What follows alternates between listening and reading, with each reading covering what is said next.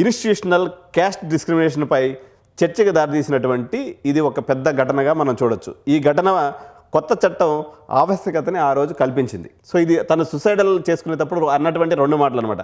My birth is my fatal accident అనే ఒక పదాన్ని వాడాడు ఆయన.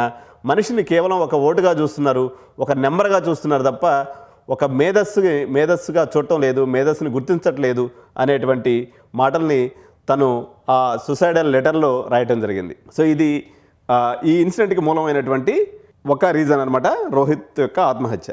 సో అది జరిగిన తర్వాత కొన్ని సంవత్సరాలకి 2019లో డాక్టర్ పాయల్ తాడ్వి అనేటువంటి ఒక అమ్మాయి ఆత్మహత్య చేసుకుంది. ఈ అమ్మాయి ముంబైలో ఒక మెడికల్ స్టూడెంట్ అనమాట. తన సీనియర్స్ ఆమెను కులం పేరుతో దూషించారని, మానసిక వేదనకి గురి చేశారని చెప్పేసి ఆరోపణలు చేస్తూ తను కూడా ఆత్మహత్యకి పాల్పడింది. సో ఈ ఇద్దరు చనిపోయిన మీదట వీళ్ళిద్దరూ కలుసుకోవడం జరిగింది. ఎవరైతే రాధికా వేముల, రోహిత్ యొక్క తల్లి ఎవరైతే ఉన్నారో వారు, అదేవిధంగా పాయల్ తాడ్వి యొక్క తల్లి ఎవరైతే ఉన్నారో అబేదా తాడ్వి ఆమె పేరు, ఇద్దరు కలిసి సుప్రీంకోర్టులో వాళ్ళ బిడ్డలను వాళ్ళు కోల్పోయారు కాబట్టి సో ఇటువంటి వివక్ష ఫర్దర్గా జరగకూడదు అనేటువంటి ఉద్దేశంతో సుప్రీంకోర్టులో పోరాటం చేశారు. ఈ పోరాటం యొక్క ఫలితమే ఈ యూజీసీ 2026 రెగ్యులేషన్స్ అనమాట. సో ఇదంతా హిస్టరీ.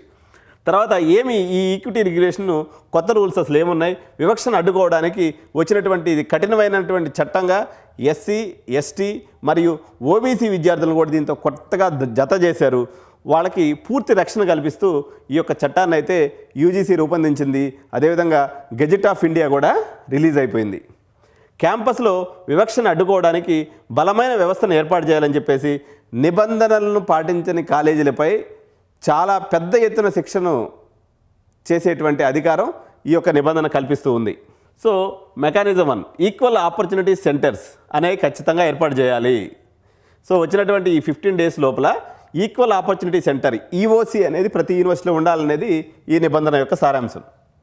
ప్రతి కాలేజీలో తప్పనిసరిగా ఈఓసి ఉండాలి, అంటే ఈక్వల్ ఆపర్చునిటీ సెంటర్ ఉండాలి. ఫాస్ట్ రిజల్యూషన్, వివక్షకు సంబంధించినటువంటి ఫిర్యాదులను ఈఓసి ఈక్వల్ ఆపర్చునిటీ సెంటర్ ఏదైతే ఉందో 15 రోజుల్లో పరిష్కరించాలి. విద్యార్థులకు ఫిర్యాదు చేయడానికి ఇది ఒక సురక్షితమైన వేదికగా ఉండాలి. అంటే ఒక విద్యార్థి